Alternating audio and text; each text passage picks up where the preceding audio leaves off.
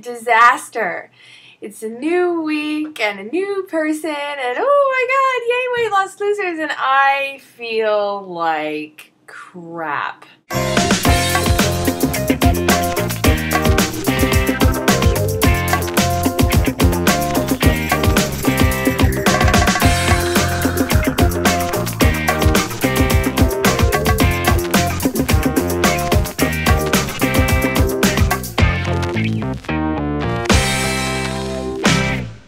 So I apologize for my hungover disaster of a self today.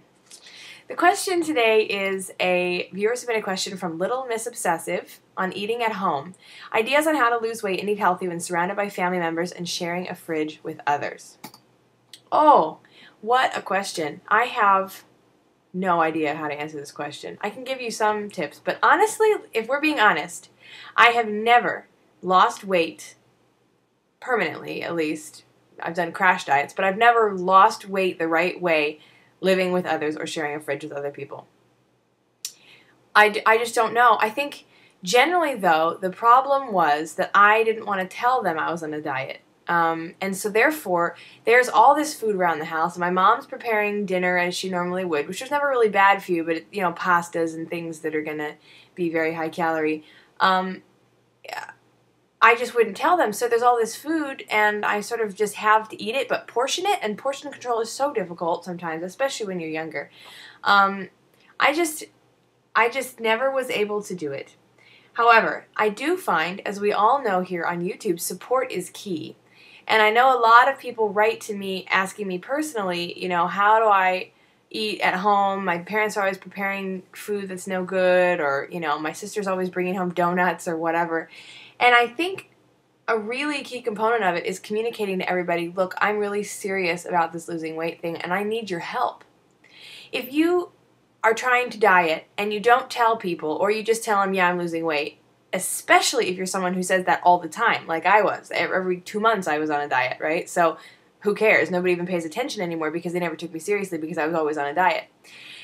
But if you don't really tell them, or they don't take you seriously, and then you, like, blow up at them, or, you know, fail on your diet because there's all this shit food around, then you resent them, and then there's sort of this, like, they don't understand why you're so upset with them, and you don't understand why they're not sympathetic to your needs, and everybody just gets very unhappy. Clear communication, though, can solve that problem. I find if you go to someone and you tell them, gosh, you're always bringing home this crap food that I can't eat, and you're always cooking food that I can't eat, and I don't understand how I'm supposed to lose weight, you're never helping me out, they're just going to be like, well, who is this ungrateful person? Here I am providing, and here I am helping you out, and here I am, you know, sharing my food with you, and all you do is bitch. But if you come to them and you say, before the bad things happen, or even after if you've had an argument, but whatever, if you come to them and you say, I really need your help with this. I'm trying to lose weight. I'm finding it impossible to resist the temptation of the food in this house. I'm finding it frustrating that when I buy groceries, you eat them. I'm finding it aggravating that you're cooking these meals that I can't really eat, or that I can only eat very little of because they're so high calorie, and it's really making it tough for me. If you come to them with the spirit of seeking encouragement, of telling them that, look, your participation in my weight loss is going to make a difference, people are far more interested in helping you out. I don't know how this suddenly became a discussion on conflict in the home, but it seems that growing up I was always frustrated with everyone else, like it's all their fault that I can't lose weight. But it's our own fault because we don't communicate properly. It's always sort of after the fact and in anger. So that's the best advice I can give you. I mean, I don't know how to stop people from eating your food if you're buying your own groceries. I don't know how to convince your parents to cook the right food. I don't know how to convince your roommates not to take you know, bring home a bunch of crappy food or cookies or tons of alcohol or something. You can't control the behaviors of other people, but you can, in a loving way, go to them and say, I need your help. I can't do this myself.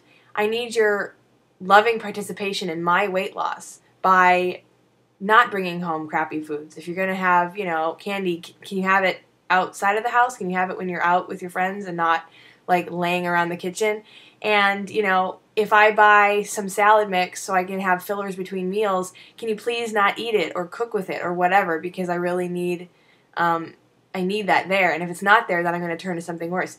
If you explain the troubles you're having and how much of a difference it would make for you if the other person were to help by changing their behavior or by being more supportive, I find almost all the time they're going to be far more willing and encouraging of you.